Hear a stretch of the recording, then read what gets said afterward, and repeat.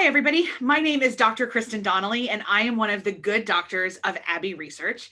At Abbey Research, we deeply believe that curiosity can change the world for the simple fact that stories and relationships are how all of us change our minds and engage in deeper versions of humanity. And the beginning spot for all of that is a question. Is curiosity, is figuring out what's going on. And because I am insatiably curious about people around me and the world around me, we decided to start this series and to give me an opportunity to ask fascinating folks about their lives, because everybody has something the rest of us can learn from. And then we turn on the camera so that you can learn alongside with myself. Abbey Research is both myself and my business partner, Dr. Erin Hinson. If you've never met us before, hello. I say hello from Dr. Erin as well. And I love having conversations with people who I can learn so much from, but I snip it down to like 20 to 30 minutes so we get bite-sized wisdom. And today is no different. Somebody who I know I could talk to for hours, but I'm going to discipline myself to respect her time. And today we are talking to Dr. Shenell Evans. She's a New York City-based licensed psychologist and resilience coach, which Lord knows we all need, both the licensed psychologist and the resiliency. She helps her clients, who are often Black and Brown professionals, master the capacities necessary to build their resilience and experience positive byproducts after trauma. Wow, positive byproducts. We'll come back to that. Career high achievers can seem to have it all together, but it doesn't mean they're flourishing in other areas of life. My story would be delightful to tell you. Allied with their striving for mastery in their lives, Dr. Shenell supports their journey by providing a sacred space and evidence-based technologies for their continued evolution. She resides in Brooklyn with her teen daughter and plant babies named Juliet, Bobby, and Billy. I don't know if one of those is the human and the other is the plants. We'll clarify. She enjoys having play dates with friends, trying new plant-based restaurants, and exploring the world around her. Dr. Shenell, it is a privilege to have you here at Welcome to My World. Thank you so much for joining me. Thank you so much for having me. Okay, so first of all, up front, is one of those names a human or are they all plants? I didn't disclose my daughter's name. That's Those fair. are all the plant names. All the plants. I love it. I love it. Those are great names. So let me dive in really quick. And for anybody who's curious, if there's you hear a little bit of a hum as Dr. Evans is talking, it's because there's a vacuum cleaner outside of her apartment, and we dream on a budget around here. So this is what we've got, but hopefully it's not too distracting away from her wisdom. So the first question I've got for you, I want to talk about this positive byproduct thing and this idea of a sacred space. So let me start at the sacred space. Mm-hmm. How do you go about building and holding those kind of spaces for your clients, especially as I would imagine over the last year, you've had to do it via technology? What does that kind of look like? Yeah. Well, it's different because it's the technology piece, of course, but I think love can cross the airwaves, right? Ooh. So it's creating an environment where there's unconditional regard for whomever I'm sitting across, that they get to be fully present, that I believe it's my job to, engage with them in a way that is non-judgmental, that is compassionate, that creates the safe space, the container whereby they can get more and more vulnerable, because when we start a psychotherapy journey, we're not just letting it all out of the bag. We kind of test the waters a bit to see, what this can be like, how this person receives me. And I think that I'm able to accomplish that with folks fairly quickly. And then, we cultivate that together over time. I think that's such an incredibly important point you just made, that you don't just like walk in and spill your bags here. Like people who have never done a psychotherapy journey, I think, and who maybe just get their perceptions of it from friends or television, don't understand that there is a slow opportunity. Yes. To take things at the pace of the client. Mm-hmm. Mm-hmm. Mm-hmm. And usually there's so much that's been going on that you want to get it all out. Yeah. I mean, very few folks go to therapy for the very first time because they feel great. Most of us go, even for maintenance. I've been in and out of therapy since I was 11, I think. And at this Yeah. point, what takes me back, I'll be honest, is usually that I feel out of control again. Mm-hmm. So Mm-hmm. I'm there looking for guidance in a safe space. So Mm-hmm. yeah, I'm usually like, here's everything that's happening. Please put Right. me back together. But I'd love, before I can chase that, I want to go back to this idea of the phrase you used, the experience positive byproducts after Mm-hmm. trauma. Mm-hmm. That is a absolutely stunning turn of phrase. And I Yeah. would love it if you could unpack that for me. Yeah. The research shows, and we understand just living life, that there are many things that happen in the aftermath of trauma. We Mm-hmm. tend to focus on the bad stuff: depression, anxiety, heightened stress responses, different ways that it affects the body. Substance use used to help deal with those bodily effects. Mm. But we don't often talk about the byproducts or the aftermath that could be positive, right? And it's Okay. not that this shows up right away. This takes time to develop. Mm-hmm. But, I like the terminology positive byproducts, because it gives you a sense of like, yeah, there's a mixed bag here, Okay. and there can be all sorts of things in that bag. Now, my question immediately, my brain immediately went to two places. One is that there's a movement on social media, especially among Gen Z young women of color I have seen, push back against the use of the word resilience. Mm-hmm, They seem to be, again, this is my Instagram feed, so please correct me if that's not true, but there seems to be a bit of a about that word. And the other is that the toxic positivity of that is also present on social media. yeah, And I know that's not what you're talking about. yeah. So how you were nodding. So like, how do we balance between a toxic positivity and a silver lining, as it were? Yeah, I don't blame people for having a problem with positivity that's gone awry, which ends up being kind of like personality policing often. And then the sting of the word resilience now, like it has put a bad taste in people's mouths. But I think that's because of how it's used.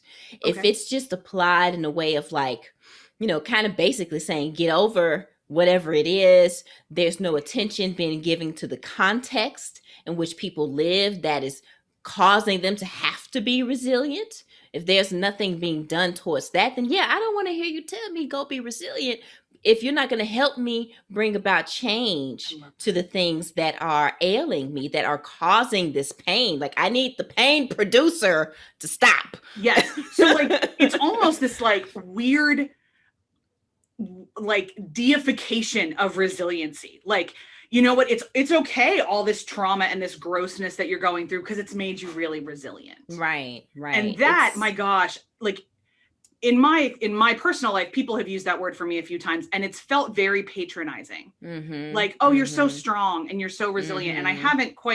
I have been out of the pain when they've said it, but it still hit me as like, is this a word that we want Yeah. to is this a Yep. word we want to aspire to? Mhm. So I Mhm. really, really love how you just articulated that. I've been wrestling a lot with the word resiliency, and if it's a characteristic we should be encouraging. But I love this idea where it's like it's almost good. Let's clear, because I don't feel like you said that. So what I heard you say was that if we have fixed in a way the garbage that forced the resiliency, we can celebrate the survival in a way. Is that fair, or You am I messing can that up? you it like true dealing with the context and the mechanisms that are forcing all of this strength, all of this hardiness, all of this grit. And these are capacities that we have, but to be constantly put in a position to have to be it, that's the piece that Okay. frustrates people.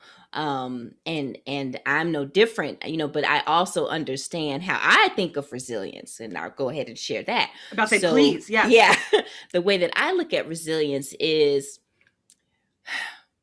well, take a step back. So in Black and brown communities, this ties into what we're talking about in a sense of how we look at strength Okay. and being forced to have to be strong so often, Mm. so long, not being able to feel that you can rest or be soft or vulnerable, and we have the trope of the strong Black person, strong Black woman, strong Black man, like people get tired of being strong, right? Yeah. So in my mind, the antidote to all of this strength in the way that it's been applied is resilience.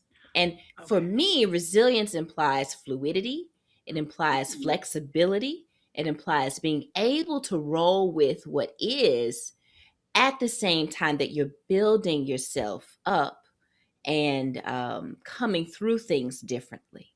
So that would allow space for those soft moments Mm-hmm. Mm-hmm. in Mm-hmm. ways that like the kind of the current trope of strength Right. is constantly fascinating. My brain is spinning in a million directions. I love that. So obviously that's something that is a big part of the sacred space that you create, is a space Yes. for people to be soft. Yeah. And for me, we don't just jump into being resilient, right? God, that's There such are a good point. capacities that we have to build Yeah. in order to actually see true resilience, meaning that we amaze ourselves even at how quickly we bounce back after Yeah. breakdowns and have to and get into breakthrough, right? So then Okay. what are those capacities? Okay. I've up to now called them the buoys of resilience, Mm. with the whole piece about fluidity, flexibility, I being love able to that. be Yeah. buoyant, Mhm. right? To not sink, but and you're not necessarily swimming either. You don't stay under too long, right? So then the buoys of resilience are capacities that, when strengthened, we can find ourselves experiencing life differently. Okay. Okay. And I would imagine that there's a lot of techniques around this when we're talking about where personal trauma intersects with communal trauma Mm-hmm. Mm-hmm. and how Mm-hmm. people have to be.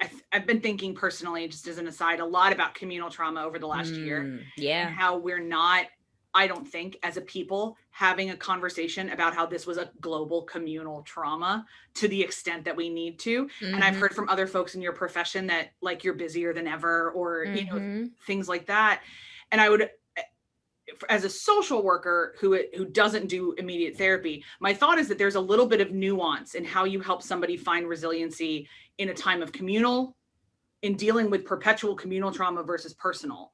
Is that Mm. correct, or are there the same skill sets and you're just talking in different ways? Well, with these capacities, I start with the individual Okay. and we build them there. But then the beautiful thing about that is that building them within the person, you then can use them with other people, right? So then Oh, okay. what's in you can naturally come out of you, and by gaining more agency and sense of um strength and capacity internally, you can show up differently to your relationship. So I have people when we work on these capacities within themselves, honey, their dating lives change, okay? Really? That makes sense. Oh, I love that. Okay. I love it. Oh my gosh. I love how much you light up when you talk about that. Because my next question was going to be, I wanted to change a little bit just because I wanted to bring a little bit more joy into this conversation. And I wanted to know what you loved about your job. And my guess is that those breakthrough moments Oh really. my gosh. Seeing people go from what am I doing wrong? I can't get this together, whether it's Yeah. internal stuff or relationship stuff, to being able to really bask in their joy with them, right? Like, I love those moments. I love it when people can come into the session and give a report back, and as they practice these capacities. See, I have 3 levels of resilience and growth that I can bring people through Okay. by, in a systematic way. And the more that they gain mastery, the more they're able to report back and say, this happened, that happened. And then I help them translate that experience to hear the mechanisms at play there. And it is astonishing the joy the belief in themselves, how that grows. I mean, people can really see that the sauce is good, you know? Yes. Oh, I love that. Yeah, it's like you've revealed to them the superpower that they never realized they had, but always had. Yes. And that is so important. I love how you said that, because the research on post-traumatic growth is which is what I'm describing by saying positive byproducts. Oh, The okay. research on post-traumatic growth shows that Black and brown folks experience it more, right? This makes sense. Again, Yes. a lot of trauma, a lot more opportunities to gather oneself and work through that, Mm-hmm. and experience changes that take you beyond the life you had before and into something more, Yeah. where there's more personal strength, spiritual growth, feeling closer to other people, appreciating life more. Lots of good changes that ultimately represent a lot of growth.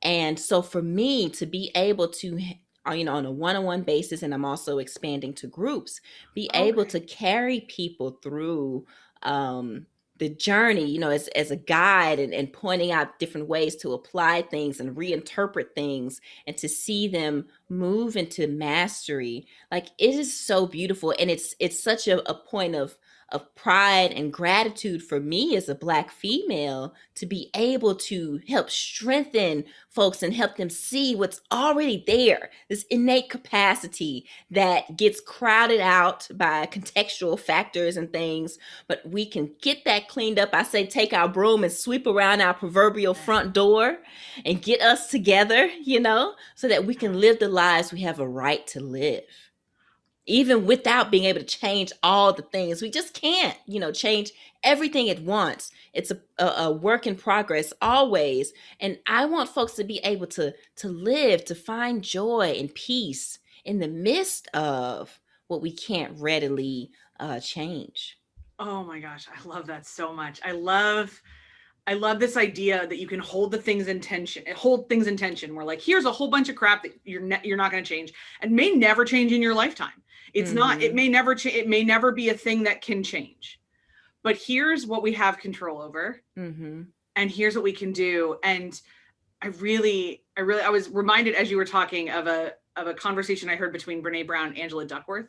Mm. And she talked about, it was on a podcast, and Angela Duckworth was saying that I guess her father-in-law is a therapist, and she asked her father-in-law to drill down what therapy was, and he was like, well, that's impossible. But, like, a good therapist was like, well, what do you think therapy is? But what he said to her is, it's helping people recognize feelings, then sit with them, Yeah. and then put it in perspective. Yeah.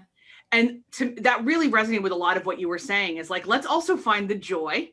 Mm-hmm. Let's put this thing that has happened or is happening in the broader perspective of your life and the life of your community, and Mm-hmm. let's work through it in a way. Yeah. Yeah. We've got to keep fighting the good fight, Yeah. right?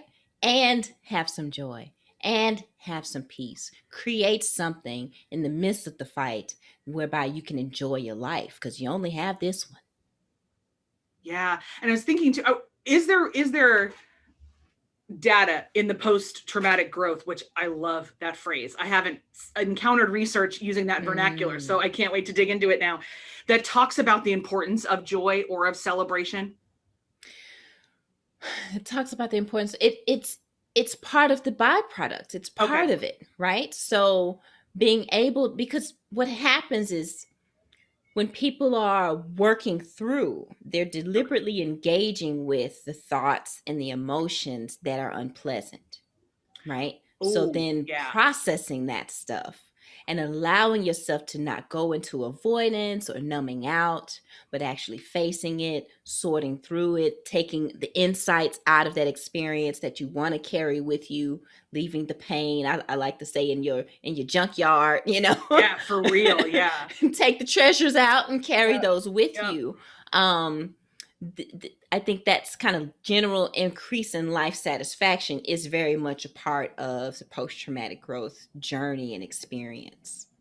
That's wonderful. And so much of what you talked about, the byproducts, the separation of the pain versus the treasures and the lessons. Mm-hmm. And Mm-hmm. I have loved this whole thing. And people who have watched this series know that when I can't get words out means that my brain is moving fast, and that's what's happening right now.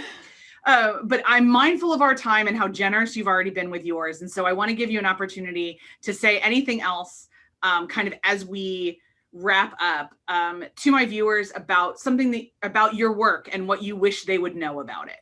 Mm. I would like for people to know that wherever there is a trial or a tragedy, there can be some semblance of a triumph, Ooh, right? It may yeah. not mean that you conquer all the things outside of you, but that you can work through and sit with the self enough to be able to have a life that you can enjoy. And I'd love to point people in the direction of things within the psychotherapy and psychology realm, but then also, helping clients to understand some of the things that are out there in terms of body work and other avenues of healing. I myself am very much into complementary and alternative approaches. I work with a lot of people living with chronic pain, and talking to them and having candid conversations about cannabis and how that can be utilized as an avenue of healing, and bringing some dignity and respect to it, because it's with intention. She can help you, so I guess in terms of my work, it's holistic. it's Yeah. it's what can help you feel your best, and we know when we're not really there, right? When we're just applying a topical to a situation or event, but to really unpack it, allow yourself to sort through it so that you can grow and incorporate it into the who that you are now. So yeah, when folks find me on social media and all that, that's the tone and the tenor of my message. I adore that. I think especially as all of us are being forced to come to grips with the fact that our souls and our bodies are not disconnected entities. And we've been treating our Yes. brains and our bodies as separate things for so long. So much more of the science of the, hard scientific and the social scientific research and just plain old common sense, I think, is forcing more and more of us to say, okay, well, if my elbow hurts, there might be something else happening in my body that I should, and in my brain and in my soul that I should be Mm-hmm. investigating. I Mm-hmm. was just speaking to a Reiki practitioner about this very topic from her perspective. So Yeah, yeah. really important stuff. And I think that's one of the core tenets, your how you respond to your pain. And if you're Yes. in emotional pain, let's actually be responsive versus avoidant. Let's turn to it versus away from it. Yeah, if we could just stitch that on pillows everywhere, Right? then that would be great. Well, friends, if anything that we've said today resonates with you, two quick things. First of all, hit that little thumbs up, because even though it seems really dumb, YouTube really, really loves it. So really appreciate a thumbs up there. And if you like the tenor of the whole conversation, you'll probably like the rest of my channel. So please feel free to give it a subscribe. We have conversations ranging with a lot of things in this particular series, but there's also other series where we talk about how to unlearn things you've been taught and relearn new things to make you a deeper human. And so we service a lot of different conversations in that way. If you particularly resonated with Dr. Shenell, how to get a hold of her is going to be under the video. So make sure to follow all the kind of things. And I happen to know we're connected through a mutual friend offline that she's very gracious and service oriented and wants to help you. So if you've got a question, absolutely make sure that you reach out. Thank you so much for joining me. Thank you for having me. It was fun. This has been a delightful conversation for sure. Everybody, that's it from us. Our benediction for you in this moment is that you would find the strength to turn towards your pain and sit with it so that it no longer controls you and you can instead control it. And I will see you next time on Welcome to My World. Bye.